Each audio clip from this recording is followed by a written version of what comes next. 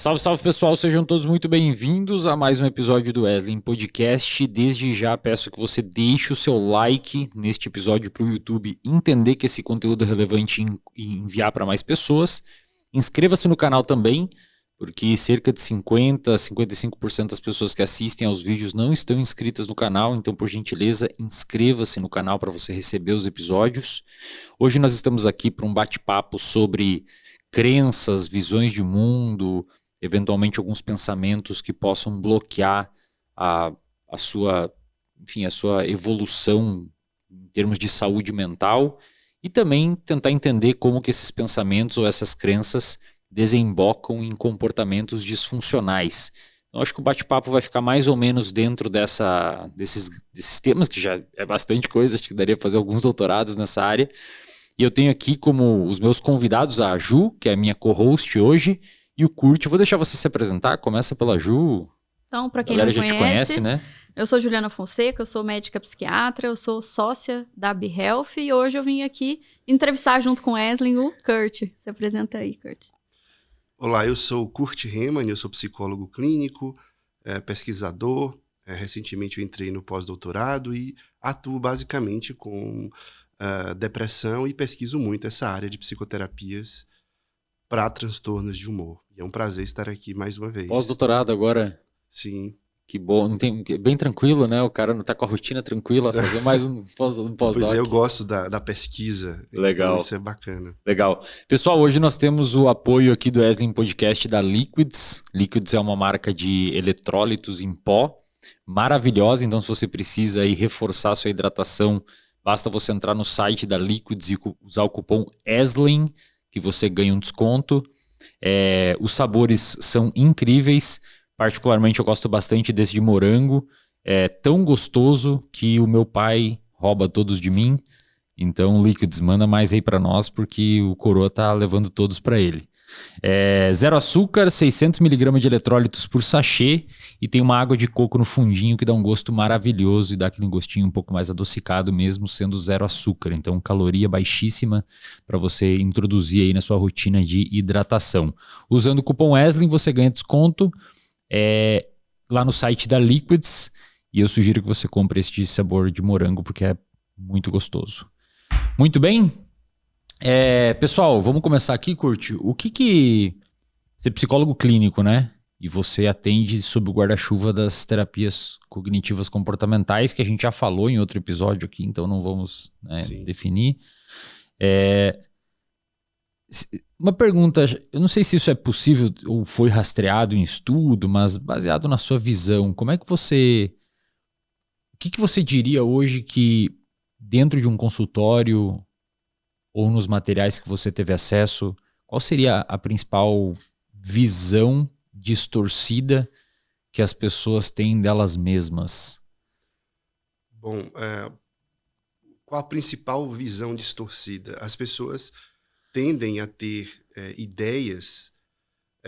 primeiro, a gente meio que pensa errado sobre tudo, se for para olhar descritivamente, né? A gente pode falar disso depois. Mas o que é mais comum são pensamentos catastróficos, de que as coisas vão dar errado. Tudo vai dar errado. Então é a cabeça ansiosa, se for para olhar pela maioria. Não, a maioria, grande... Né? A maioria são pensamentos de previsão do futuro e geralmente previsão do futuro catastrófica. E aí, isso aí, obviamente, vai para qualquer lado, né? A pessoa pensa isso nos estudos, no trabalho, no relacionamento, imagino, né? Que... Guerra mundial, tudo. Mundial. Aí cada cabeça é um mundo mesmo, a depender do que você está... De sua construção histórica, do que pode dar errado na sua vida. Como é que a psicologia chama isso? Em termos de... técnicos mesmo. Distorção cognitiva. Então, essa previsão do futuro, que todos nós temos, tá? Eu gosto de dizer assim, né? Todos nós temos uma série de pensamentos durante o dia. Uma série, inúmeros, né? Muitos desses pensamentos são muito rápidos, automáticos. Não são produtos da sua vontade. Você não está pensando propositalmente, de forma complexa e profunda, em determinado tema. Então, acaba que a maioria dos pensamentos são rápidos. E muitos desses pensamentos são inacurados. E esses pensamentos nós chamamos de distorcidos. Alguns desses pensamentos distorcidos, quando eles acontecem em elevada frequência, existem métricas para isso, essas pessoas geralmente são mais ansiosas e deprimidas, quando eles acontecem em elevada frequência. Então, os mais comuns, como a gente tinha falado antes, são pensamentos de previsão do futuro. Hoje, eu acho que essa entrevista vai ser ruim. Como é que vai ser lá meu desempenho? Será que eu vou falar bem? Será que eu vou gaguejar? Será que o trânsito vai estar certo? E se eu for para o sul do país e tiver uma outra enchente? Geralmente, né, nas médias, esses são os pensamentos mais frequentes. Esse tipo de pensamento, você falou que pode estar associado ali a um paciente mais ansioso, então a pessoa mais ansiosa, ela acaba tendo esse comportamento de prever o futuro de uma maneira negativa. Exato. Mas a gente sabe também que esses pensamentos podem ser derivados de crenças que nós temos em relação àquilo que a gente é. Então, eu não vou dar conta, eu não vou ter ninguém para me ajudar, ou, né, não vou conseguir, de alguma maneira, assim. Como que a gente vê essas crenças, assim, nas pessoas? Aí, então, nós temos esses pensamentos mais... que estão mais aqui na nossa consciência e são mais fáceis de observar. Vai dar tudo errado, vai acontecer o pior, ou não vão gostar de mim. Se a gente pegar o segundo grupo desses pensamentos mais comuns, não vão gostar de mim, eu fiz alguma coisa errada, eu não tenho importância e ninguém me ama. E aí esses pensamentos se derivam, né? Pode não ser exatamente isso, ninguém gosta de mim, pode ser a Ju não gostou de mim, o Wesley não apertou minha mão, eu sou inferior, né? E aí a gente vai ver isso mais no consultório, que quando essas pessoas que têm esses pensamentos em elevada frequência, essas pessoas também terão crenças, afirmações, convicções sobre elas mesmas. Nós temos uma tendência a fazer autorreferências. Algumas teorias dizem que nós somos muito egoístas e egocêntricos. Essa é a nossa tendência. Tudo se relaciona a nós. E aí, na nossa construção histórica, nas nossas aprendizagens, isso vai ficando mais dissolvido. Alguns ficam muito mais egocêntricos ou egoístas em suas visões de mundo. E outros ficam, vamos chamar assim, normais, né? E aí, algumas pessoas que têm a maioria das pessoas que têm esses pensamentos automáticos distorcidos e que fazem uma ansiedade clínica ou uma depressão clínica ou outros quadros, elas também têm convicções sobre elas mesmas. Então, geralmente é isso que você falou.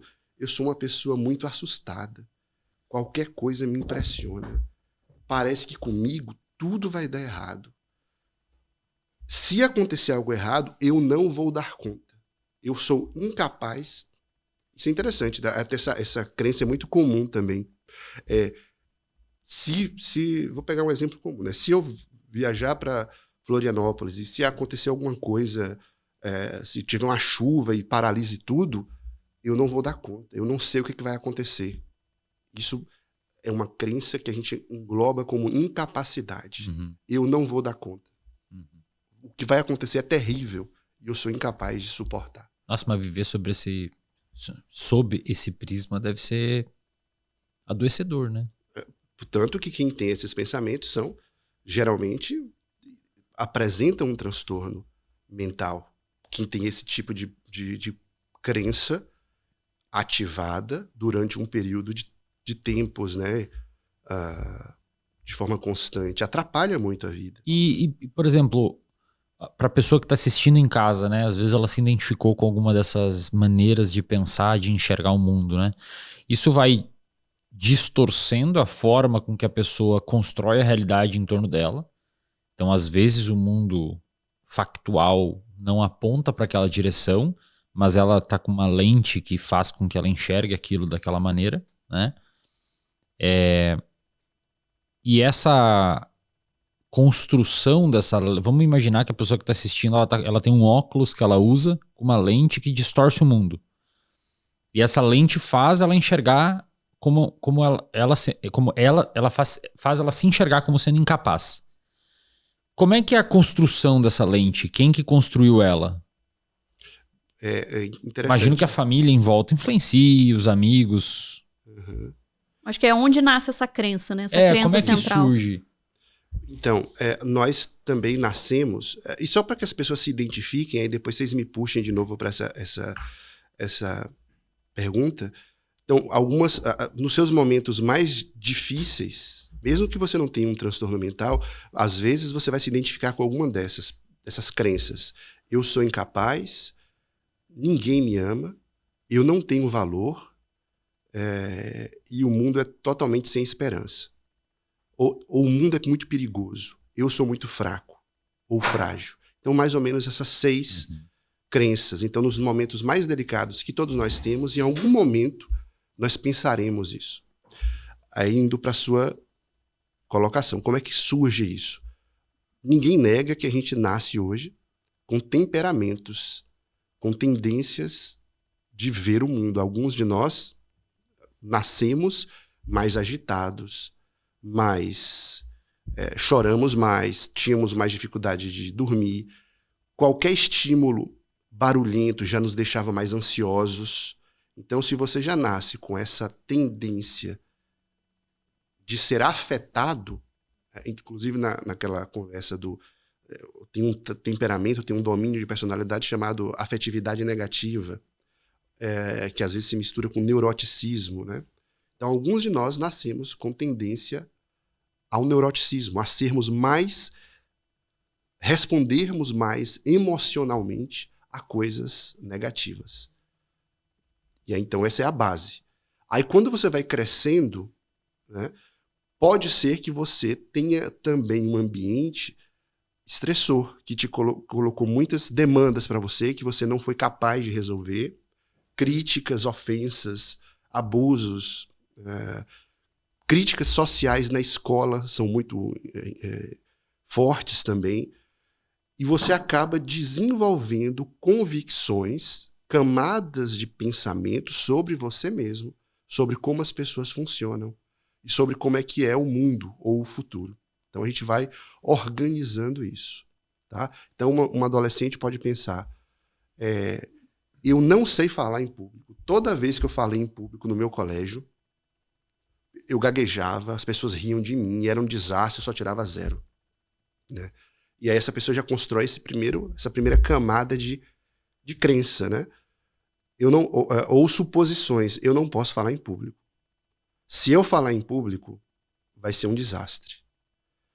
E aí a pessoa vai evoluindo, vai crescendo mais. Aí chega um momento que ela tem que trabalhar numa empresa, ela trabalha bem, e agora ela é líder de um grupo, líder de uma equipe, e ela precisa falar em público. Uhum. Aí o que é que essa pessoa já começa a catastrofizar, e aí ela pensa, nossa, não vou dar conta. Eu sou incapaz. Às vezes esse pensamento, eu sou incapaz, ele não está tão consciente, não. Às vezes, na terapia, numa avaliação psiquiátrica, isso se torna mais evidente. Né? Então é mais ou menos assim que essas crenças vão se formando. É mais como camadas. Você vai construindo sua própria realidade. E a pessoa que ela tem essa crença, mas ela não sabe, talvez ela vendo aqui no podcast esteja pensando que ela possa ter. O que acontece na vida dessa pessoa? Porque a partir do momento que eu tenho uma verdade dentro de mim, né, que eu penso sobre a minha capacidade, eu falo, eu não sou capaz, eu não vou dar conta, de alguma maneira, ou eu vou parar de enfrentar situações por medo, ou eu vou me sabotar ali antes do enfrentamento, para eu reafirmar a minha crença de alguma maneira. Então, se essa pessoa não tem isso consciente, ela pode começar a ter uma confirmação dessa crença por evitação, né, dos processos ali da vida, né? Isso é muito interessante. Nós temos uma tendência, quando a gente tem um pensamento quente, nós também chamamos dessa forma, né? O que é um pensamento quente? Um pensamento, uma ocorrência mental que desperta muita emoção. Isso é um pensamento quente. Um dos pensamentos, esse pensamento quente que você falou nossa, eu não consigo, eu sou incapaz. Eu não consigo terminar meu TCC. Eu não consigo terminar meu trabalho. Eu estou enrolando os meus prazos. Eu não consigo fazer minha programação. Eu não consigo levantar da cama. Eu não consigo paquerar, enfim. Né? Então, aí você volta só a sua pergunta, eu acabei me perdendo. Eu falei da pessoa que ela acaba evitando ali a situação e confirma essa crença. Essas crenças que as pessoas têm, geralmente elas se confirmam automaticamente. A gente tende a confirmar essas convicções errôneas porque fazem sentido. A pessoa não tem um outro parâmetro resolvido, por exemplo, gaguejei, né, numa entrevista. Só pode ser porque eu sou um fracasso, porque eu sou um desajeitado, porque comigo tudo dá errado, porque essas foram as camadas de significado que eu aprendi a ter. Eu não tive outras que me dariam uma outra camada, um amortecedor cognitivo. Não, calma aí. Mesmo se você gaguejar, não necessariamente vai estar tudo perdido. E se gaguejar, o que isso significa? Não tem tanta importância assim, né? E se você não entregar tudo perfeito, ou não for capaz de fazer as suas atribuições no seu trabalho, na sua empresa, não é o fim do mundo. Você pode conversar com seu chefe, né? O que acontece é que as pessoas não aprenderam essa outra camada cognitiva, protetora, ou estão em um momento em que o que está mais em operação são essas camadas mais interpretativas, com vieses negativos. Então, tudo o que acontece fica interpretado sobre esta ótica. Então, acaba se confirmando. E aí, por se confirmar, é desagradável, né? Você se ver incapaz de concluir o seu trabalho. As pessoas que procrastinam, talvez hoje seja uma das coisas que mais as pessoas concordam, é que todos nós procrastinamos, né? Uma outra palavra da modernidade, procrastinar, né? E é verdade, a gente procrastina muito e algumas pessoas muito mais. Então, essa pessoa que está procrastinando, ela também pensa, eu não consigo, eu não sou capaz, eu não vou dar conta. Ela simplesmente evita iniciar o trabalho. E quando ela evita, o que faz sentido? Pergunte-se, né? Quando você evita fazer a tarefa que você precisa fazer, qualquer que seja, você sente que esse pensamento que você tem sobre si mesmo, de que você é incapaz, de que você não consegue, fica mais forte ou mais fraca? Fica mais forte. E só falar isso aqui também, num contexto apropriado, já é uma pontinha. Quer dizer que se eu parar de evitar, eu posso testar de fato se eu sou incapaz?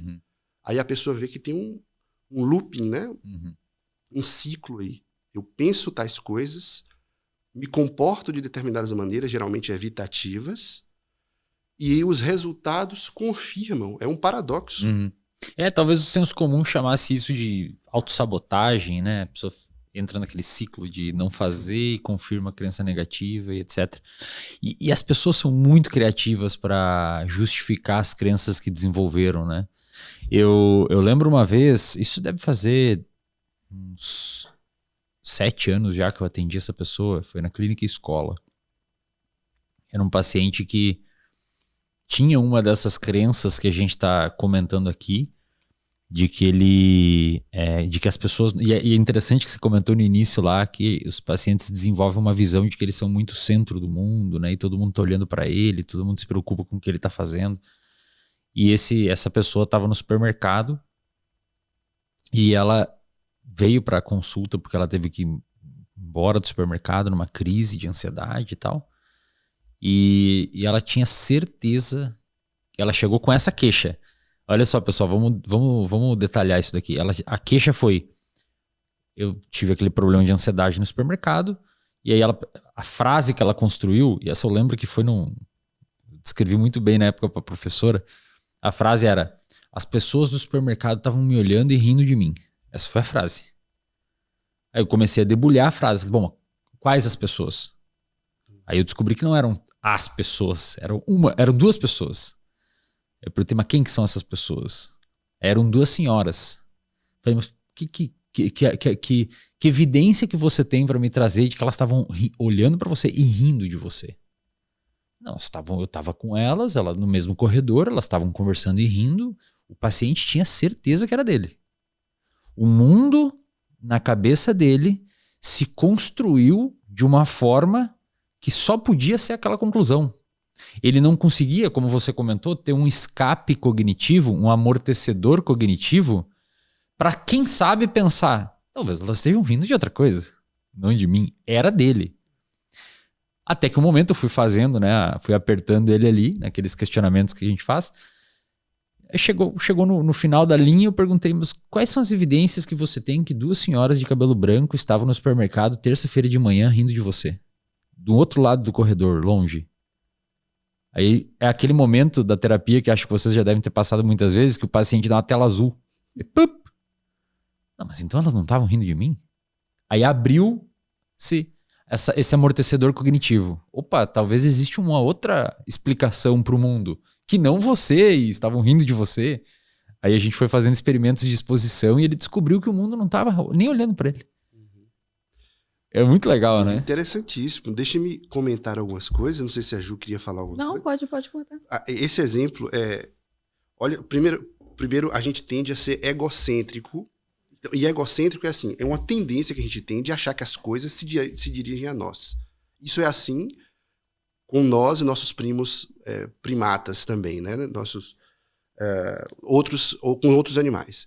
Porque por autoproteção. Se eu tô vendo que você quer arrumar esse copo na minha cabeça aí, que você levantou agora, eu vou sair rapidamente aqui, porque isso me protege. Mas alguns de nós têm isso muito aflorado. Então essas visões autorreferentes, tá? Aí nesse exemplo aí foi brilhante para você ver que ele tá autorreferente. Ele pensava alguma coisa sobre ele mesmo, da ordem do eu sou estranho. De alguma forma ele deve ter algum tipo de pensamento, algum tipo de crença sobre qualidades negativas dele mesmo. E isso o faz passível de ser criticado, de que pessoas riam dele. Certamente isso vai fazer eco de alguma coisa da infância ou da adolescência dessa pessoa, né? E uma outra coisa que é interessante também é que todas essas perguntas que você fez para ele, a gente poderia colocar como reestruturação cognitiva, dão trabalho. A pessoa, esse azul, essa tela azul que dá, a pessoa não tinha pensado naquilo, porque é muito mais fácil para o cérebro ter a certeza de que a Ju tá rindo de mim. E funcionou outras vezes, né? Ele vai embora, diminui a ansiedade dele, resolve o problema. Confirma o ciclo. Então, você emprestou o córtex para ele. E a gente espera que ele use isso mais vezes. Você falou que alguns eventos ali na infância, né, de colocar, entre aspas, ali, de traumas, podem fazer com que as pessoas desenvolvam essas crenças centrais. E aí, às vezes, a pessoa que está assistindo aqui, né, que às vezes um adulto jovem que está aqui assistindo fala que tem uma crença ali que vai ser, que as pessoas vão abandonar, uma crença de abandono. Então, vamos pegar uma menina, com 5 anos, os pais divorciaram, o pai foi embora, ficou só com a mãe trabalhou muito, essa menina cresceu sozinha e a partir dos 22 anos começa a ter muito problema com os namorados, porque acredita que todo namorado vai largar dela. Então, o namorado some um dia porque tá ali no trabalho, não deu tempo de pegar o WhatsApp, ele vai terminar comigo, ele não me ama mais, ele vai me abandonar. É uma crença de desamparo. E aí essa pessoa tá assistindo o podcast, mas eu falo, e aí, né? Eu não consigo voltar lá nos meus 5 anos e não desenvolver essa crença, né? Meu pai largou minha mãe, eu acabei ficando sozinha ali, cresci meio que sozinha. O que essa pessoa faz para combater? Porque muitas vezes essa pessoa já tem consciente, às vezes não com esse nome que a gente está dando, né, de crenças centrais, de desamparo, mas a pessoa tem consciência. Nossa, eu tenho muito medo das pessoas me deixarem, eu sou muito noiada com os namorados ou com amigas. O que essa pessoa faz, já que ela já percebeu que ela tem alguma crença que seja disfuncional, assim? Essa pergunta é muito boa. Aí você só me lembra, depois de dividir pro nosso público 2 coisas. Você falou aquela palavra autossabotagem. Tudo bem, a gente pode usar o termo. Claro, vocês sabem disso.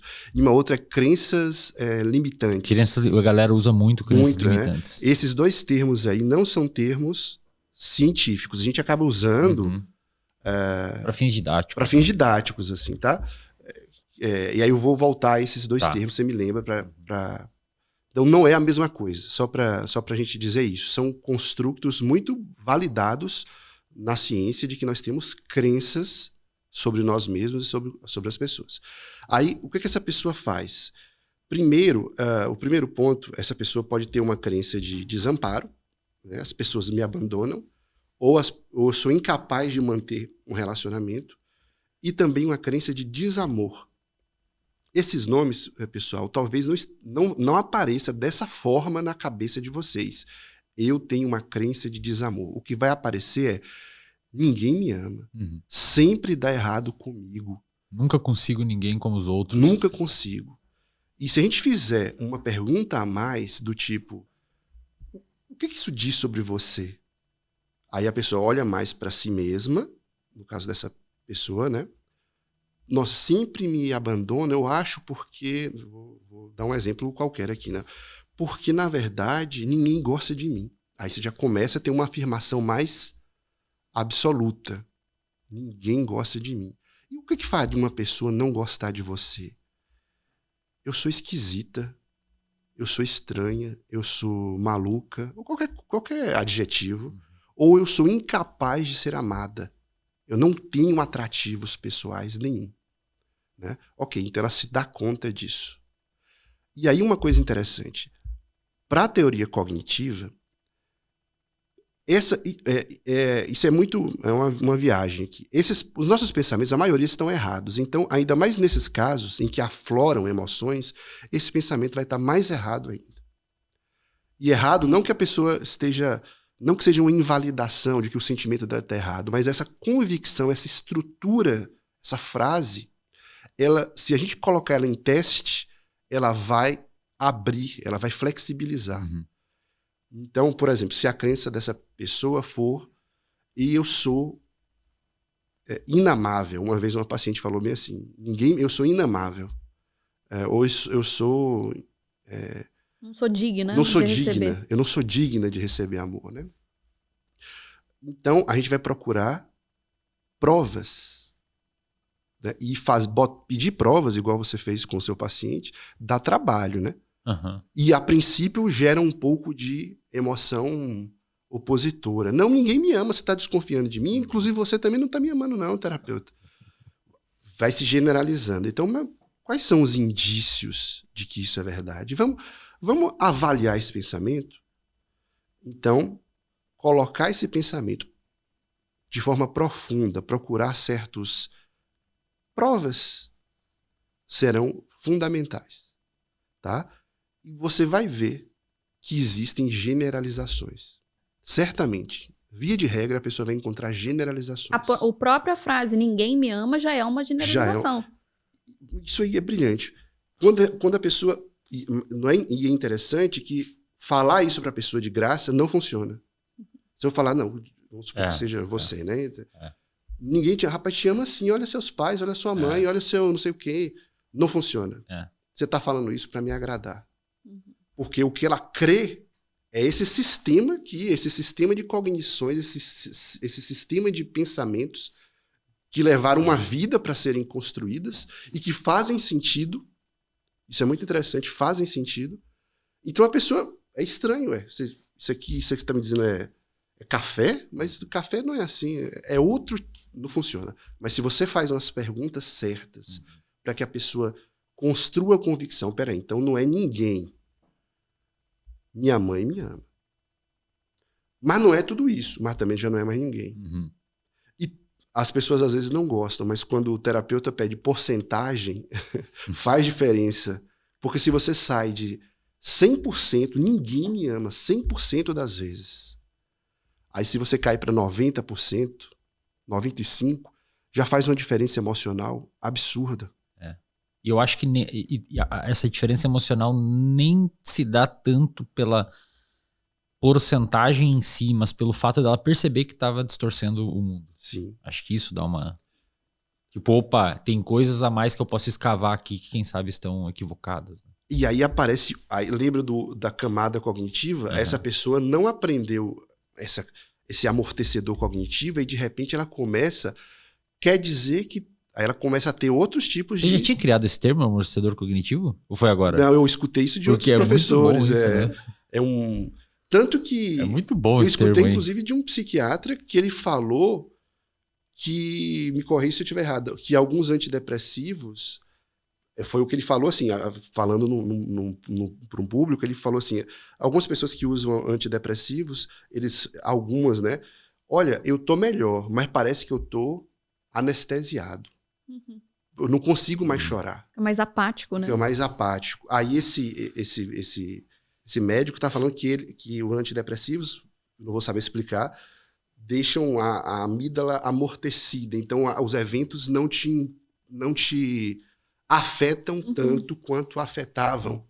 Aí você fica menos reativa, o estímulo menos reativo, ali, né? Né? Isso, então que é ruim também. Né? Então, isso não é o objetivo do tratamento psiquiátrico, né? A gente gravou uma série aqui falando sobre isso, eu e o Wesley, mas que a gente precisa sentir emoção, só que é adequadamente responsiva aos estímulos ali, né? Então, a nossa amígdala responde ao medo, mas ela precisa responder de fato aquilo que traz perigo, né? O problema que a gente trouxe dessa distorção cognitiva, né? Essa primária aí de catastrofizar as coisas é porque o medo que a pessoa está sentindo é desproporcional ao evento, né? A pessoa ela tem uma reação que é muito maior do que aquilo que o evento pode causar. É essa distorção que a gente está falando, mas essa é um possível efeito do antidepressivo, sim. Uhum. Claro, aí um outro contexto, aí você saberia explicar muito melhor, mas aí a pessoa que fez ela reestruturou, então, esse amortecedor cognitivo, ela começa, então quer dizer que tem coisas, quer dizer que eu não estou vendo direito as coisas. Já começa essa camada de significado. Então, às vezes, eu não vejo as coisas direitinho. Aí já começa outra. Então, na verdade, pessoas me amaram sim, não do jeito que eu gostaria. Talvez isso não dependa de um fator intrínseco a mim. Então ela vai construindo essa outra rede de significados. Os autores dizem que essa outra aqui não some. Ela fica lá. Né? Outros dizem que ressignifica. Né? Eu gosto das teorias, porque eu vejo isso mais na prática, de que a gente vai... que essa aqui não some. Eu também acho. Né? Até à luz do que a gente sabe de neuroplasticidade, tá muito difícil de desaparecer. Como é que vai sumir o grupamento de neurônio? Vai desaparecer o grupamento de neurônio? Muito difícil.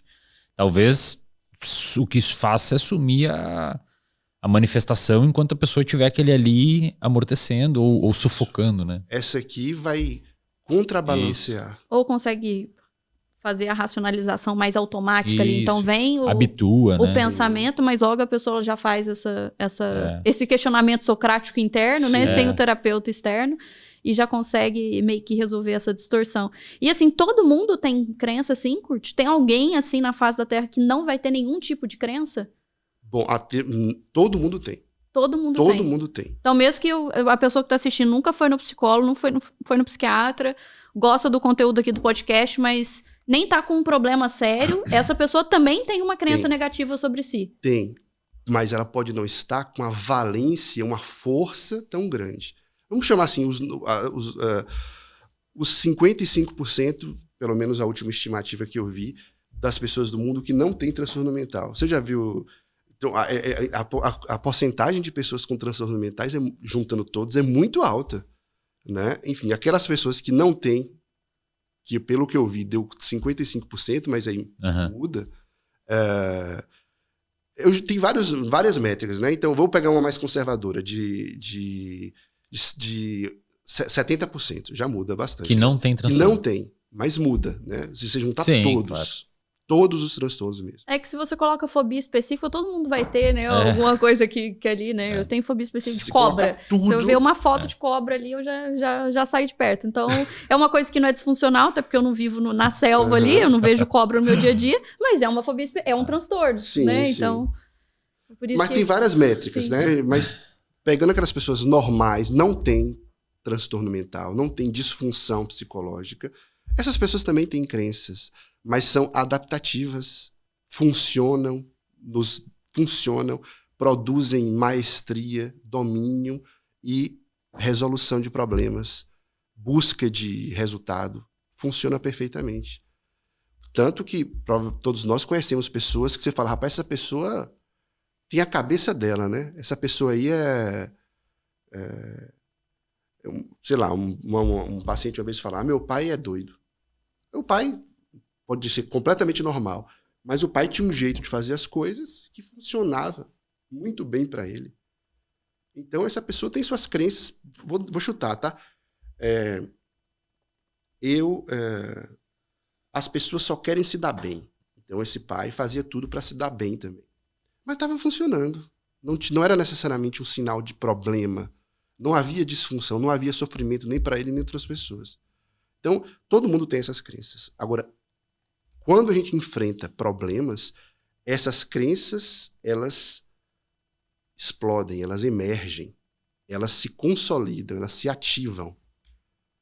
Às vezes acontecem aquelas coisas, aqueles momentos de desencadear, né? As pesquisas mostram o seguinte, então, você tem... Quanto mais eventos negativos você passou na sua vida, maior a chance de você ter depressão. Então, isso é quantificado. Então, você na infância, você teve que mudar de cidade várias vezes. Mas ok, você passou numa boa. Na adolescência, seu primeiro namoro deu errado, por N motivos. Você também reprovou um ano. Então, vamos contar aqui uns 4 eventos negativos. Aí a pessoa é formando pensamentos. Ela ainda não está doente, ela não está deprimida. Mas ela pode ser mais melancólica, ela pode ser mais pessimista, mas ela ainda está funcionando muito bem. Mas chega no emprego, né? Faculdade, formou na faculdade. Até vou colocar uma coisa mais adaptada. Então, tá ali começando a faculdade, fala, nossa, não sei se era isso que eu queria mesmo, não. Comecei mal nas provas. Aí esse evento último, né, mais próximo assim, meio que junta todos os outros eventos negativos e cria uma espécie de coerência interna. Boa. Tudo dá errado comigo. Boa. Como se fosse uma massa que abraçasse tudo e transformasse num bolo gigante. Assim. Então, assim, na linha do tempo dessa pessoa, teve vários marcos que mostravam para ela, assim, deu provas para ter essa afirmação interna dessa crença, né? Aí chega um momento ativador, que essa rede de crenças aí, né, esse conjunto de formas de ver o mundo, uma linha se forma, uma conclusão se forma. Tá vendo como eu realmente sou... Tá me vindo palavras aqui agora, mas tá vendo como realmente... Eu não consigo fazer... Eu não consigo fazer as coisas. Todo mundo é melhor que eu. Aí vem aquela frase, né, do pai ou da mãe falando. O pai lá, tá vendo? Você acorda pra vida. Você não brinca em serviço. Você não quer nada com o Brasil. Aí a namorada que saiu, o namorado que... Tudo vai se confirmando. Aí a pessoa deprime. Né? E aí, se ela não for tratada rapidamente, essa crença vai se juntar. Aí o viés negativo. Porque tudo começa a confirmar, né? A crença. Tô mal, nada dá certo pra mim. Olha aí minha nota. Até passei de ano, mas eu passei arrastado.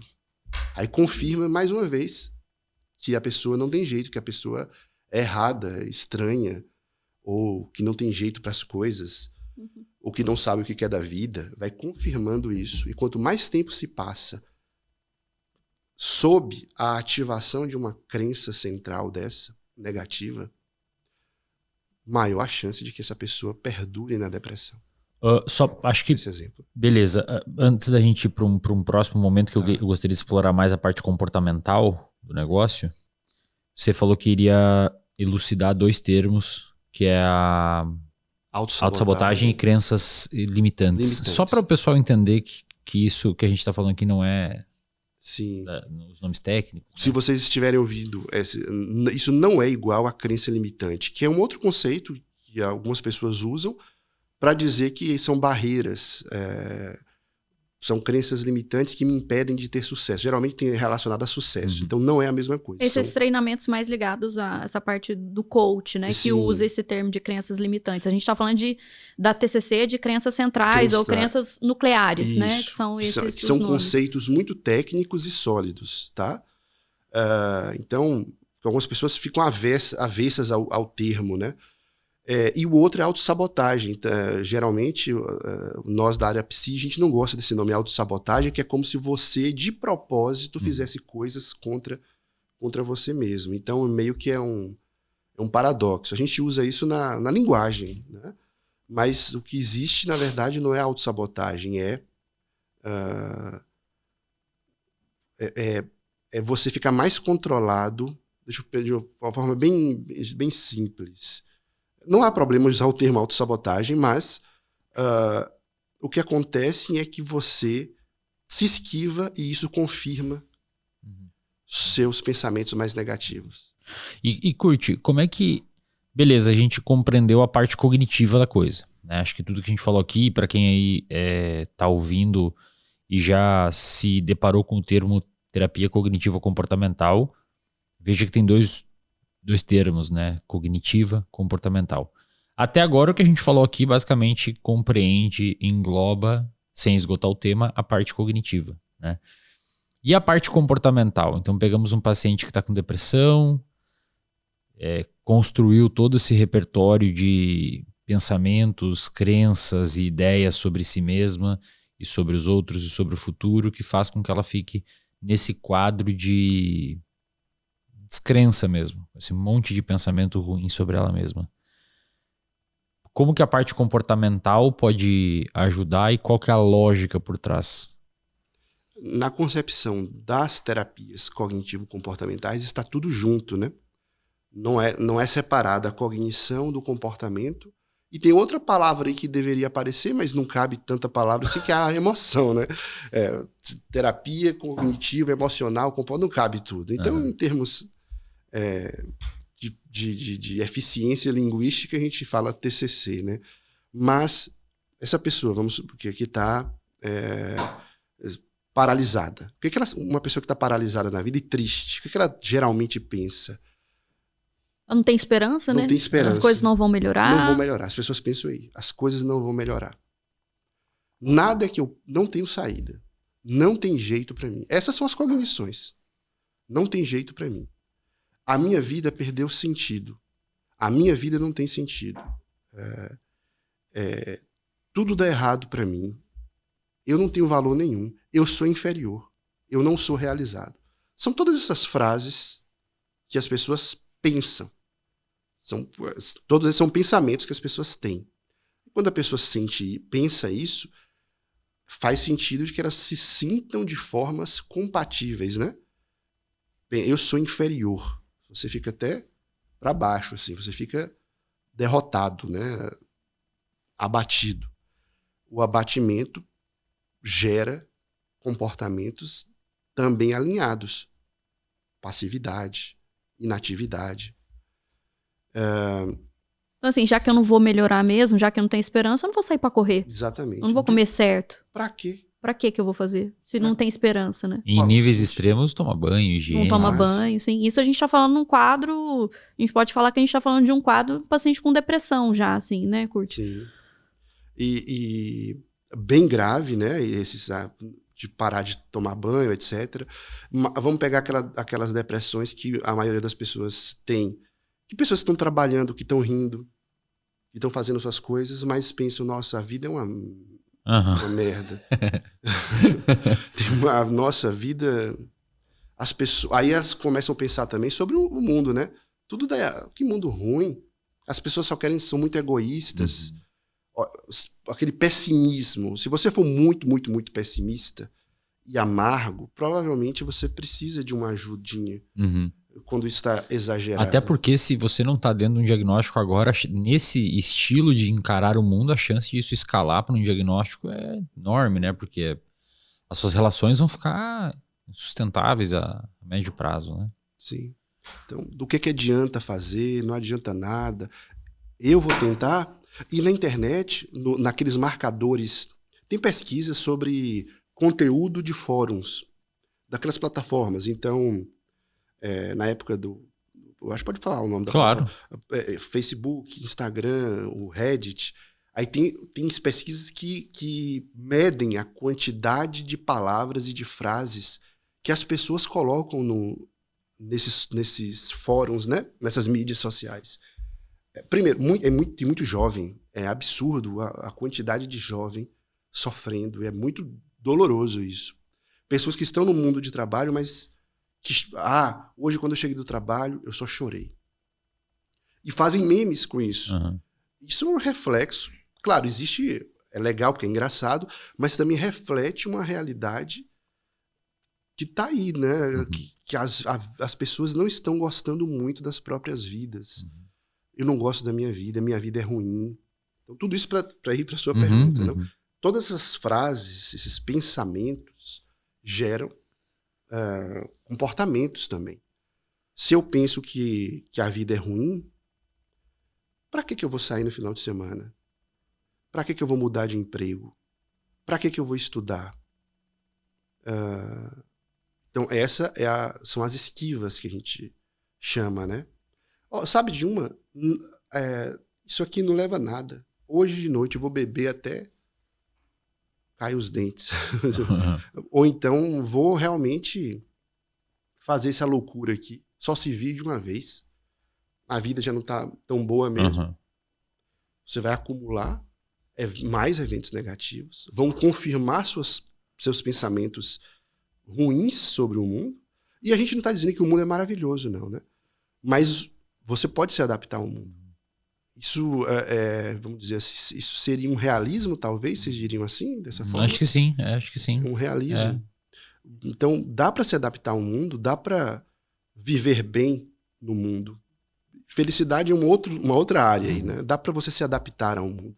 Essa é uma mensagem de otimismo, realista. E qual que é a lógica de a gente fazer uma intervenção no comportamento dessa galera? A lógica é que, se as pessoas não mudarem o que elas fazem, elas continuarão sentindo o que sentem e pensando o que elas pensam. Então você diria que o comportamento, dentro dessa lógica, ele necessariamente, e foco no necessariamente, agora a gente vai fazer um pequeno parênteses na parte leiga do assunto e vou fazer uma pergunta um pouco mais técnica. Tá, certo. Você acha que o comportamento dentro da TCC, a parte comportamental precede a cognitiva? Isto é, se você tira isso, não mexe no cognitivo? Essa é uma pergunta maravilhosa. Os estudos mostram que... como é que eu posso responder? O que eu tenho estudado ultimamente é que é interligado. Não é nenhum nem outro que ganham, né, digamos assim. Tem intervenções só para cognição e tem intervenções só para comportamento. Quando se dá isolado. Quando se dá isolado. Isso já foi testado e tem tem meta-análises mostrando. Para depressão, no caso, né? Dá igual o resultado. Agora, uma coisa que é interessante, ou seja, você pode começar por um ou por outro. Então, a primazia cognitiva é questionável. Você não precisa diretamente atuar só na cognição. Você pode partir direto para o comportamento, né? Tem estudos consolidando isso. Então, mas o que os dados mostram?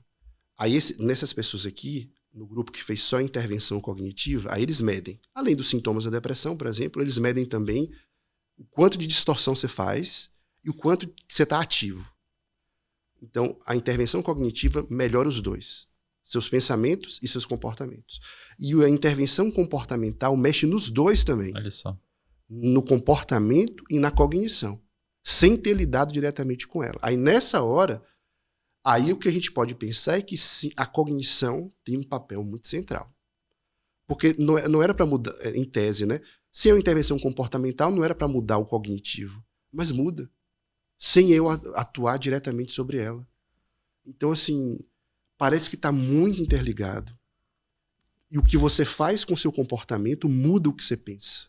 Curti, a gente vê muito na clínica, ainda mais você que é referência na parte de humor, esses pacientes que passam por longos períodos em episódios depressivos que duram, na verdade não é um episódio ali, né, que duram anos ali, aquela depressão não tratada ou mal tratada, e esse paciente ele vai cristalizando esses pensamentos, então essa cognição ela vai se tornando uma massinha cada vez mais difícil da gente modelar, porque essa crença das coisas não vão melhorar durante 20 anos sendo reafirmadas, elas ficam muito difíceis dentro dessa questão da gente trabalhar só o cognitivo do paciente, né? Então a gente vai por essa via da ativação comportamental, assim, o que seria esse modelo de tratamento? Como que a gente trata através do comportamento?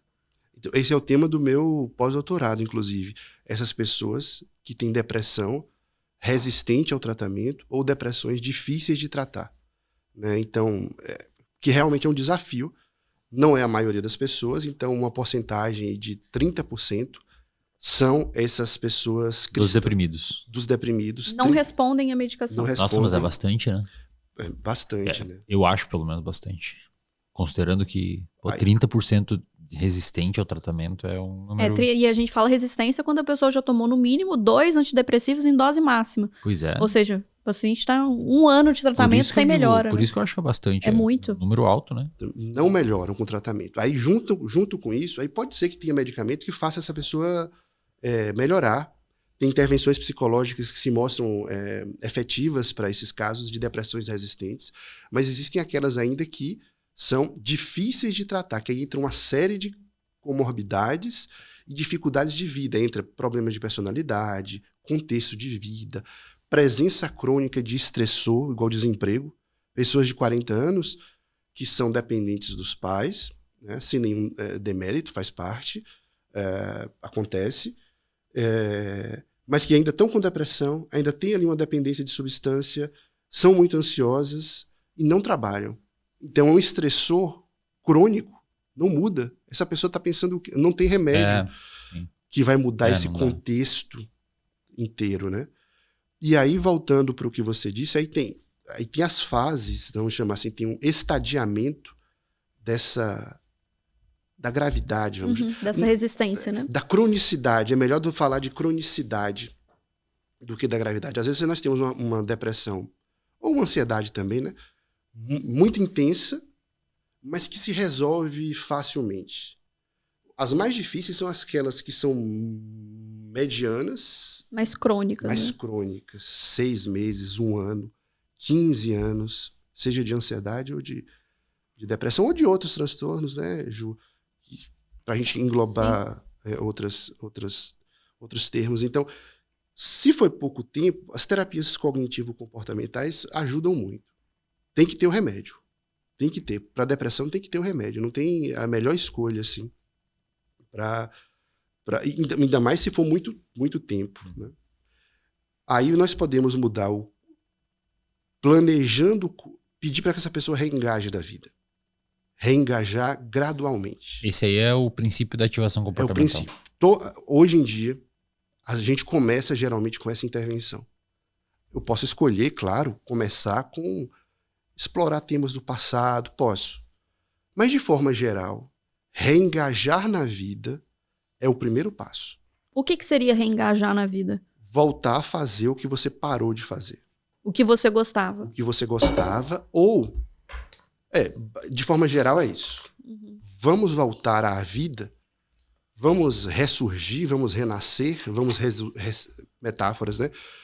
Vamos renascer, vamos começar de novo. Aí você vai ver que essa pessoa foi parando de fazer uma série de coisas, como você falou, tomar banho, né? Mas que é uma coisa mais simples, de ver os amigos. A primeira coisa que vai embora é a socialização de uma pessoa que está mal. Ela vai ficando, cada vez ela vai perdendo como é que eu chamo? Pontos de contato. Pontos de contato. Ela vai se fechando. Então, só que também é o mais difícil de reativar, né? Então você tente ver uma pessoa que você sabe que vai te receber com um sorriso. Ah, mas eu não tenho ninguém. Outra suposição, outra crença central. Eu não tenho ninguém. Aí, vamos escrever aqui as pessoas, vamos fazer um círculo aqui daqueles mais... Aí sempre tem uma pessoazinha. Agora tem pessoa que está muito isolada mesmo. Você não conhece nem quem são os pais, e você tem que ligar meio que para o SAMU. Aí você pode falar melhor disso, que são casos de emergências, né, de pessoas completamente solitárias que só mandam mensagem a Deus. Aí esses casos fogem a qualquer protocolo, a gente tem que ter. Então, começamos por esse engajamento. E uma outra coisa que a gente começa também é trabalhar pequenos objetivos. O que essa pessoa quer da vida? Qualquer coisa. Primeiro pensamento que vem nessas pessoas, eu não quero nada, não tenho o que desejar, não tenho o querer. Mas aí você começa a ver. E é interessante, né? Às vezes eu peço para que as pessoas olhem para essa mesa aqui, né? O que te dá vontade? Você tem vontade de fazer alguma coisa aí com essa mesa? Qualquer coisa, vai me contando. Ah, o fio está embolado. Você queria desembolar o fio? Aí a pessoa, porque faz parte da biologia da gente, fechar essa tampa. Querer resolver problemas, Querer resolver né? problemas. Faz parte da nossa biologia. Então você já reinicia assim, dessa forma. Isso aqui não vai mudar a vida da pessoa, né?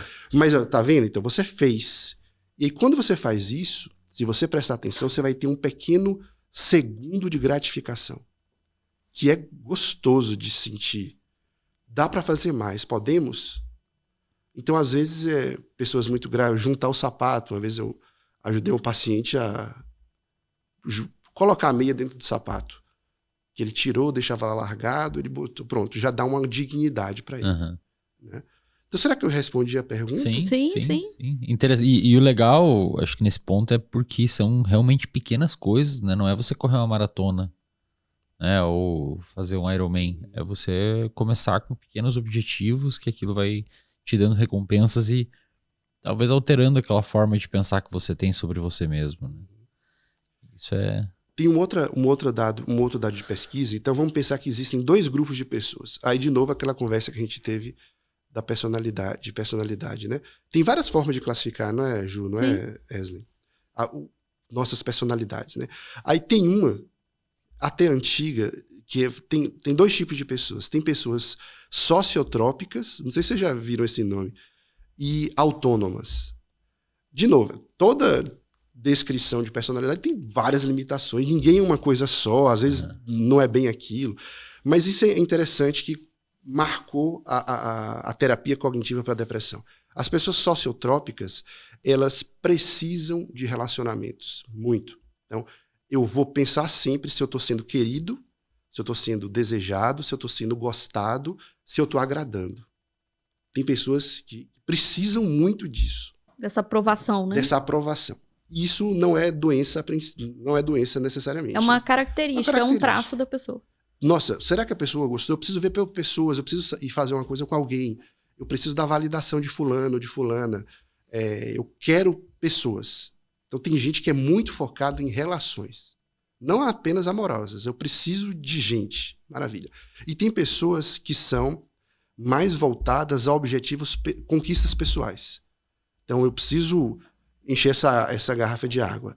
Eu preciso ir ali e cortar aquela árvore. Eu preciso ir ali e construir minha casa. Eu preciso ir ali e consertar o pneu do carro. Eu preciso ir ali, eu preciso ser mãe. Eu preciso N coisas que tem a ver menos com a socialização e mais com realizações. Essas pessoas deprimem menos. Isso é um dado. Só. E aí, é por isso que a gente fala. Então, se você... O nosso operador de áudio que lançou um caraca. Então significa que tá dando pra entender a gente tá atingindo o nosso objetivo. Olha, então legal. Desculpa, Kurt. Não, que bom então que teve esse reforço. Né? Então tem, de novo, gente, toda classificação tem limitações. Ah, não sei, mas será que essa pessoa também, esse grupo aqui também não tem essas metas? Isso muda a classificação antiga que a gente tinha do extrovertido pro introvertido, porque a gente não tá falando dessa característica. Pois é, mas poderia ser, né? Sim. Poderia ser isso aí. Então, de novo, isso aqui tem, hoje em dia, essas classificações se atualizaram, não é mais só essas 2, mas, de fato, aquelas pessoas mais voltadas para objetivos tendem a deprimir menos. Porque objetivos e recompensa mantêm você ativo e com humor estável. Bem. E eu acho que até fazendo um paralelo com o Big Five, que é acho que uma das formas mais completas, cientificamente falando, que a gente tem hoje de descrever a personalidade, isso seria uma pessoa conscienciosa, né? Uma pessoa movida por objetivos, uma pessoa voltada para o objetivo, que consegue falar assim, bom, daqui 40 dias a gente vai fazer uma call e curte para falar sobre um assunto tal, e às 8 da noite. É a pessoa conscienciosa, você não precisa mais falar para ela. Ela vai estar lá daqui 40 dias, às 8 horas da noite, você não precisa lembrar, você não precisa falar, ela não vai atrasar, porque ela vai organizar a vida para estar lá. E isso ela faz em outras áreas. O que os estudos mostram hoje, longitudinais, e tem excelentes, com coortes de enormes que acompanham por um monte de tempo, essas pessoas com esse traço de conscienciosidade aumentado, elas tendem a ter muito mais, não só sucesso profissional, mas também sucesso pessoal. Elas se divorciam menos, elas são mais protegidas contra desenvolvimento de transtornos mentais. E um ponto legal que parece que os estudos estão mostrando, apesar de ser um traço de personalidade, que teoricamente é estável, né, por ser um traço da personalidade. O que os estudos têm mostrado, os longitudinais, é que esse traço de conscienciosidade tende a aumentar um pouco com a idade, porque principalmente depois de uns 20 anos, e a hipótese é por conta dos papéis sociais que você começa a assumir. Você começa a trabalhar, você começa a ter relacionamentos mais duradouros, você tem que ser um pouco mais responsável, e esses papéis sociais induzem a sua mudança nesse traço. Então não é que a sua genética muda o traço e faz você... É o ovo e a galinha, né? Primeiro vem você assumir papéis sociais e depois vem a mudança no traço, porque você se colocou num sistema de contingências que força você, senão você vai ser punido. Você não pode chegar atrasado no trabalho, você não pode deixar de trabalhar, porque senão você vai ter uma punição. Você não pode, num relacionamento, trair, senão você vai ter uma punição. Então é muito legal porque mesmo esses traços que são constantes, e claro que uma pessoa que nasce com uma influência genética maior na conscienciosidade, quando chegar à vida adulta, ela já, digamos, vai dar um salto maior que a média que nasceu. Mas todo mundo, comparando com o seu basal, aumenta um pouco esse traço de conscienciosidade, principalmente quando consegue se submeter a esses universos que forçam isso a acontecer, né? O neuroticismo tende a baixar um pouco com a idade, porque a pessoa ser muito preocupada, né, e responsiva a afetos negativos. Acho que no senso comum seria aquela criar casca, né? Você já não resiliência, né? Você já não fica mais inflamado com qualquer coisa, né? Você começa a ter outras prioridades. É bem interessante esses estudos sobre personalidade, que parece que tem essas mudanças. Sim.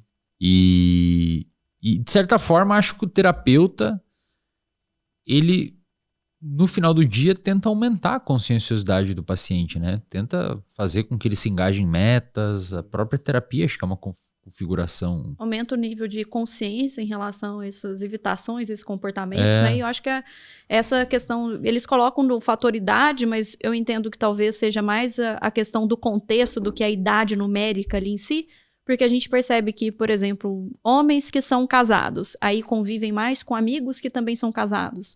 Ou famílias que têm filhos, vão conviver mais com famílias que têm filhos. E isso vai forçando uma responsabilidade que talvez nem era inata do cidadão, nem era um desejo. Ou não gastar dinheiro. Às vezes a pessoa é até mais impulsiva para gastar dinheiro. Mas ela vê ali que ela tem uma necessidade, já tem um filho, já tem uma filha, eu preciso... eu tenho que cuidar de mais pessoas além de mim. Então, eu acho que nessa questão da personalidade tem uma questão de maturidade mesmo, de idade, de crescimento, de evolução, mas é uma questão do ambiente. Você muda o ambiente que você convive e você começa a pensar mais parecido com as pessoas que você está convivendo mais.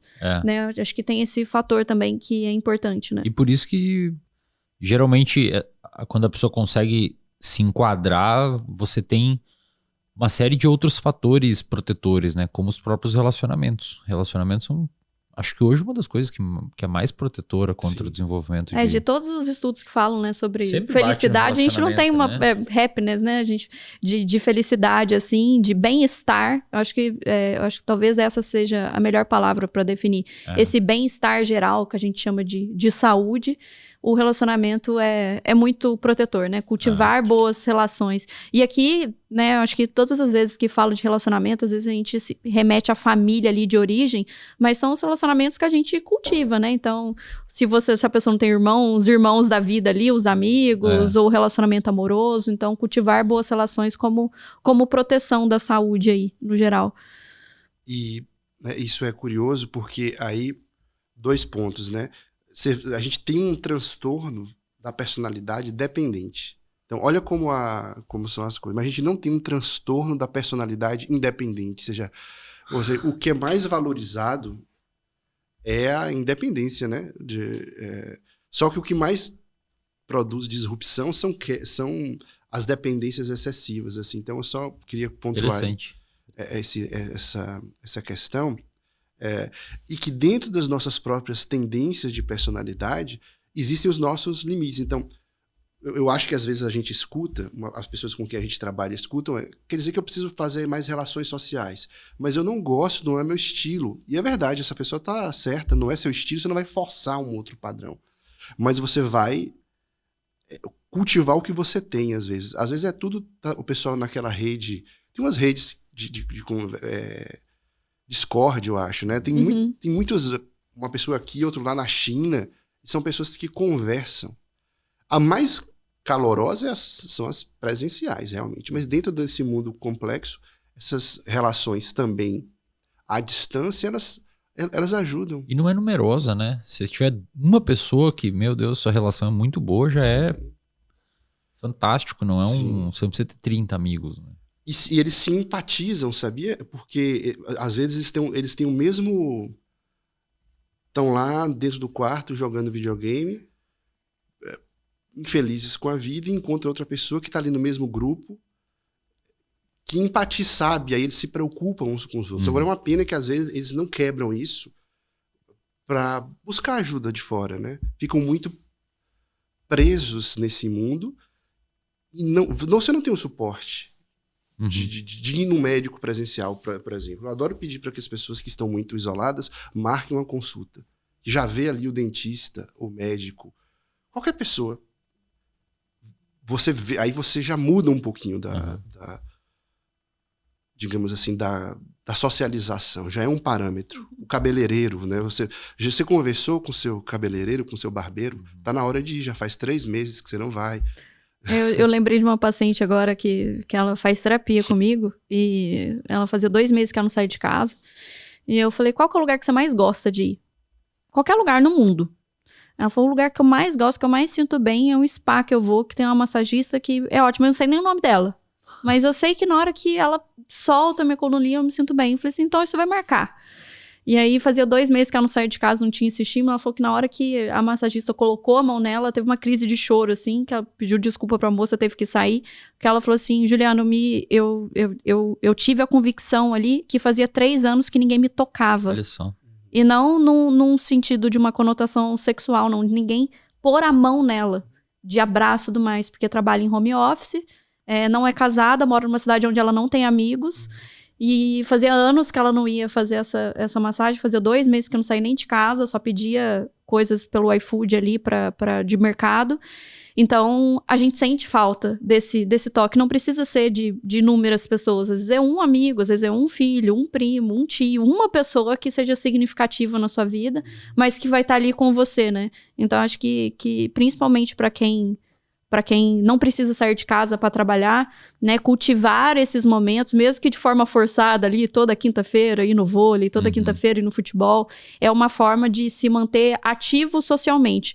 Um paciente meu que é padre falou, eu estou inativo socialmente, eu uso essa palavra agora. A pessoa estar ativa socialmente, né, de estar fazendo esse movimento pró-social, né. E algumas pessoas, né, vão olhar para essas frases e vão pensar de forma compatível com as crenças negativas. Isso aí é uma bobagem. É mesmo, deve ter um monte de gente pensando nisso agora. Então, se você pensou nisso, então, olha como funciona, não é só uma massagem, né? Você tem uma ativação poderosa de uma série de circuitos, você muda, faz a diferença. É um dado, né? Sua mente está dizendo que não serve, quer confirmar suas convicções, né? Mas quando você faz, a chance de dar certo é muito grande. De produzir uma melhora ali na hora. Não é tão ruim quanto sua mente está dizendo. E sabe uma coisa que eu lembrei? Que essa semana teve uma ação do RD falando de relacionamento, né? E vendo o conteúdo, eu fiquei pensando do quanto que tá difícil se relacionar, né? Tá, de forma geral e de forma amorosa. E aí a gente tá falando, já que todo mundo tem crença, a gente tá falando de 2 pessoas que nasceram de 2 pais diferentes, 2 mães diferentes, com crenças diferentes que se unem ali por desejo, por atração, ou por terem um objetivo em comum. E aí, como que faz, assim, Curti? A gente tá falando de 2 pessoas completamente diferentes, com crenças diferentes, quando se juntam, assim.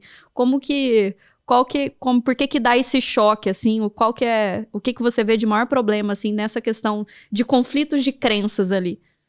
Bom, é um conflito o que eu mais vejo é conflito de expectativa.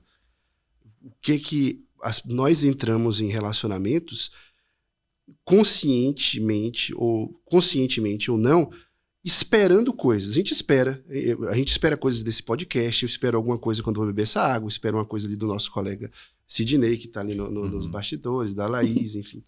A gente espera coisas e tudo bem.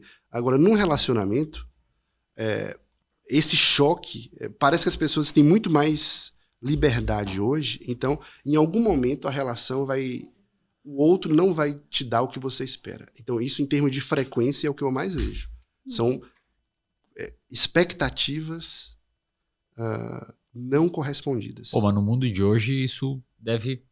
Porque internet, todo mundo é bonito, todo mundo não sei o quê, né? Aí, junto com isso, tem um outro fenômeno da modernidade, que é uma sensação de que você pode trocar facilmente. Que não é tão verdade assim, né? Então, essa pessoa já quebrou minha expectativa, então não serve para mim de jeito nenhum. Aí a pessoa ou fica infeliz porque fica com medo de tentar novamente, ou não se flexibiliza para poder construir uma relação. Porque é uma construção, né, na verdade. Quem estuda relacionamentos tem a parte do sentimento, mas também tem a parte da quantidade de coisas que as pessoas fazem pelo bem da relação em si. Não sei se respondi. Sim. Vocês enxergam muito isso hoje no consultório? O pessoal tendo dificuldade de cultivar um relacionamento?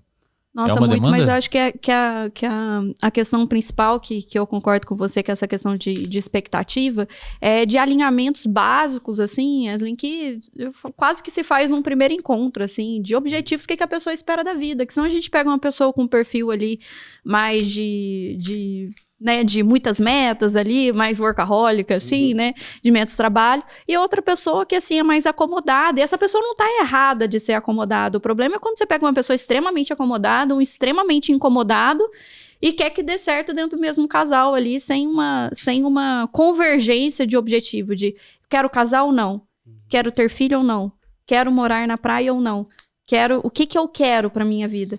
Porque se o casal tem objetivos maiores ali no final da linha, pode ser que algumas coisas podem mudar, por exemplo. O casal que não queria ter filho passa a querer ter filho. Ou o casal que morava no campo e depois muda pra praia. Algumas pequenas coisas podem mudar, mas eu acho que o grosso, assim, tem que bater. Eu vejo muito conflito em relação a esse tipo de decisão importante, casamento e filhos. Né? Imagina um cara que absolutamente não quer ter filho e a menina que o sonho dela é ser mãe. É uma incompatibilidade, por mais que bata tudo, todo o resto é bom. Mas existe uma decisão ali que é importante, alguém vai ficar infeliz nessa história, né? E outras coisas que são muito relevantes, né? Eu vejo um dos grandes pontos de conflito também a questão de religião, né? Quando há religiões diferentes, o que não seria um problema, mas quando há uma tentativa de conversão dentro do casal, né? Então, eu fico com essa pessoa na expectativa que ela se converta à minha religião. Isso também é um problema. Então, eu acho que a pessoa ela tem que traçar ali, né? Objetivos, estilo de vida. Gente, estilo de vida é muito importante, né? Se essa pessoa se exercita ou não. Como que essa pessoa come. Que horas que essa pessoa dorme. Porque isso, para a pessoa que está assistindo, pode até parecer bobeira. Mas a menina que vai dormir às 9 e o cidadão que vai dormir 1h da manhã, vai chegar um momento que vocês vão brigar pela hora que um tá dormindo. Que um fica jogando videogame até tarde e ela quer dormir mais cedo. E aí começa a se queixar que não tá tendo muita relação sexual. Porque não tá batendo nem o horário que vai pra cama junto. Então tem várias coisas que eu vejo que são conflitos que são ou evitáveis do ponto de vista de organização, que dá para um se organizar pelo outro, ou conflitos que poderiam ter sido resolvidos no primeiro encontro, que são, assim, objetivos centrais ali da vida, né? Mas, assim, eu acho que essa questão do descarte está sendo ainda mais... isso está bastante comum. Por conta dessa questão do aplicativo, que é muito rápido. Então, o mínimo defeito que eu acho em você, Kurt, amanhã eu já não vou querer sair com você, eu vou pegar o aplicativo e vou escolher outra pessoa que não tem esse defeitinho que eu não gostei desse encontro de hoje. Então, eu acho que vai gerando... E aí, qual que é o problema desse descarte rápido, né? Eu saio hoje com uma pessoa do aplicativo, amanhã eu já saio com outro. Já teve esse micro defeito, eu já passo para outra pessoa. Que a gente vai acumulando ali. Outra expressão que eu herdei de um paciente, que eu tô copiando vocês. E os pacientes me trazem expressões e eu copio aqui. São os microtérminos. Então, é aquele relacionamento que eu tenho de 4, 5 dias que eu fico conversando com você, conta a minha vida, a gente sai, e aí você dá o ghosting ali, né? Você some e nunca mais aparece. Aí eu fico mais 5 dias conversando com outra pessoa e essa pessoa me bloqueia ou para de responder. Nem teve Não, já beijo. teve um encontro, já teve, tá. às vezes já teve algum tipo de trocas a mais e essa pessoa termina de novo. Ou seja, a pessoa vai acumulando esses microtérminos e aí reforça a crença o quê? Não sou amado. Sim. Eu não tenho qualidade suficiente, eu nunca vou encontrar ninguém. Ninguém presta. Aí eu todo entro mundo- Aí eu entro no Instagram, aí eu vejo que o Wesley tá super feliz, que vai nascer a Ava, tá fazendo o quartinho dela. Aí eu vejo você, aí você tá num relacionamento. Pô, eu vejo a Ju, nossa, a Ju mudou aqui, tá com a esposa dela. E aí eu vou reforçando o quanto que eu sou inadequada. Eu não consigo ninguém porque eu não sou amável. Ou eu não tenho nenhuma característica que faça alguém ficar. E aí o pior, eu posso tentar compensar. No próximo encontro, eu vou ser exatamente aquilo que a pessoa precisa que eu seja. Pro outro não ir embora. Eu viro uma persona pra não ter jeito dessa pessoa não me desejar. Aí dá tudo errado. Aí dá tudo errado, porque aí no primeiro encontro eu vejo que a pessoa não quer ter filho, eu já falo que eu não quero ter. A pessoa fala que gosta de praia, eu já falo que eu gosto de praia também sem gostar. E aí começa a confusão aí. Porque aí já as expectativas vão ser frustradas porque elas nascem de uma mentira. E não é mentira que a pessoa quer mentir, não é por maldade, mas é porque a pessoa ela vai tentando encaixar onde não cabe mais, né? Tem algum autor que fala que hoje os relacionamentos estão terminando antes de começarem. Exatamente. Alguma pessoa, algum divulgador que fala isso. Isso que você falou não vai dar certo. Olha como é que a pessoa é, já vem de determinada forma. Não, tem pessoas que marcam 2, 3 encontros pro mesmo dia, porque aí se um cancelar, o outro... entendeu? Tá. É uma coisa muito assim, olha, o tanto de energia que você tá pondo numa expectativa ou num futuro relacionamento, você já coloca uma energia dividida. Por isso que o paciente, quando vem falar assim, vai falar, não, mas assim, cara, você tem que saber o que você quer. Né? Você vai sair com várias pessoas, você tá desperdiçando energia ali com várias pessoas. Ou talvez você não queira um relacionamento, talvez você queira só sair pra curtir, sem compromisso, isso não tem problema, desde que as pessoas estejam cientes dessa questão. Então, eu acho que relacionamento é um dos grandes temas, assim, de terapia, e é um dos grandes reforçadores dessas crenças centrais, de que não sou bom o suficiente, ou não sou amado, Aparece. ou vão me abandonar de qualquer forma, eu tenho que fazer muito esforço pro outro querer ficar comigo, né? Então, acho que relacionamento amoroso aí deve estar no top 3 sem dúvida. gatilhos aí de reforçadores de crenças. Tem um livro muito bom do Bauman, quem quiser ler sobre isso, chama Amor Líquido. Tem um Sociedade Líquida e um Amor Líquido, que é maravilhoso. Ele diz que tá acontecendo isso, né? Tá ficando muito líquido. E eu acho que esse livro vai ser atual daqui a 50 anos. Vai, é que infelizmente muitos livros de previsões não tão boas pro futuro estão ficando... mais atuais do que na época, eu não vou falar sobre o que o meu nas câmeras, depois eu falo pra vocês. Tomara que o meu romance não fique concreto lá na frente. Curte, deixa suas redes aí pra galera, onde é que o pessoal te encontra, se precisar de terapia, se precisar, como é que te acha aí? Basicamente, vocês podem me procurar no Instagram, curte.Hemani. É facinho de encontrar, estarei por lá, me sigam. Pra agendar, link também, da tudo bio por lá, link DM. da bio, tá tudo lá no Instagram. É a minha principal rede. Você produz alguma coisa lá, conteúdo lá? Eu parei de produzir um pouco por causa do tempo, né? Mas se quiserem... Pós-doutorado, não dá até de fazer um post no Instagram. Depende pra caramba. O que você tá pesquisando?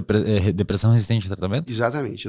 Mas você tá fazendo ensaio clínico? Sim, a gente vai conduzir, eu e a equipe de pesquisadores lá da UFBA, vamos comparar se TCC mais escetamina, que é um tratamento relativamente novo, é melhor do que terapia, do que escetamina mais terapia de apoio, que é uma terapia pouco diretiva. Entendi. A gente quer saber, existe essa dúvida se a terapia ajuda os quadros de depressão resistente que estão em uso de escetamina. Você usa muito escetamina, Ju? Isso eu prescrevo bastante. Principalmente a nasal agora, né? Segura, né? Mas daí como é que é? O paciente, ele não se aplica? Não. O frasco parece um frasco de medicação que a gente põe no nariz mesmo, um Nasonex da vida, assim.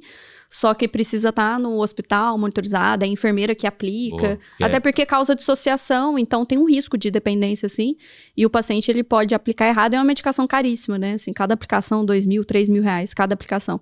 Então, a gente não deixa o paciente errar, tem a posição certinha no hospital. Mas dá resultado, sim, tem paciente com ideação suicida que em 2 aplicações já não tem ideação suicida mais. Então, por um tratamento, assim, É um tratamento muito bom. de urgência, assim, para tirar o paciente da crise, sem ter que internar, né? O paciente vai de manhã, volta para casa. É incrível. Pacientes que já estavam em uma depressão. Exato, é assim, a última linha de tratamento, né? Igual ECT, assim. Não... E a gente. Só que o problema é que muitos pacientes recaem depois da cetamina. Então, é uma doença realmente crônica. Então, a gente quer saber se acrescentar terapia. A gente acha que sim, mas a evidência robusta a gente não sabe. Legal. Não sabemos ainda. Então, a gente quer ajudar a preencher essa lacuna. A gente supõe que ajude as pessoas a recaírem menos, mas não temos evidência disso no momento, para esse tipo de paciente. Legal. Quando sair a pesquisa, manda pra gente. Claro. A gente vai querer. Exato, bem legal. Você tem mais ou menos... Já tá rodando? Ainda não, está na fase de submissão do comitê de ética, Comitê de tem que ética. fazer... Aí o vai bom voltar mais umas 3 vezes, aí vai dar certo. Pois é, o que eu ia falar, o bom é que... Orientado pelo professor Lucas Quarantini, que é um psiquiatra lá da Universidade Federal da Bahia. Que legal. E uma das referências nesse tema publica muito em escetamina, então é fantástico. O professor Irismar também está novamente. Legal. E deve começar esse ano, se tudo der certo. Assim. O Irismar é da processual? A gente está construindo um protocolo de TCC. Ah, que legal. Muito bom. Para depressão resistente ao tratamento. Ah, legal. E o mais interessante é a terapia de apoio. O que é uma terapia oca? Que é aliás, é um absurdo falar isso, porque a terapia de apoio é um suporte emocional muito bom, mas tem terapias que são esvaziadas de componentes ativos. Então a gente está esvaziando esse grupo para ficar meio placebo, entendeu? Para saber se tem uma diferença. Então legal. Depois daqui 2 anos, né, se tudo der certo, legal. A gente tem os resultados. Pessoal, se vocês tiverem interesse em saber mais, principalmente sobre essa parte farmacológica e de atuação psiquiátrica, a gente tem uma minissérie com a Ju aqui no canal, então olha aí, tem vários episódios, já tá numa lista bonitinho, já saíram todos os episódios, eu acho, tá lá. Acho que é uma thumb amarelinha. Todos os episódios que tem aquela thumb amarelada significa que são os episódios da trilha dela. A gente fez vários episódios, quase um mini curso aqui de psiquiatria gratuito pra galera. Tem também outras trilhas de finança, tem trilhas de movimento, enfim. Quero trazer mais trilhas aqui pra frente também. Obrigado, galera, pelo bate-papo. Puta, bate-papo legal, né? Deu pra entender aí, Cid? Boa. A gente mirou aqui, falou assim, ó, a gente quer atingir um público um pouco mais leigo na área. A gente já tem muito episódio aqui, aprofundando lá embaixo na terapia. Falei, vamos abrir um pouco. Então, se você é um profissional da psicologia ou da psiquiatria aí e ouviu alguns termos mais frouxos conceitualmente falando, nos desculpe que o público-alvo não era você. Valeu? Obrigado, pessoal. Demais, agradeço demais a ambos, foi maravilhoso. Valeu, Ju, obrigado. Obrigada, até a próxima. Deixa o like aí, galera. Obrigadão.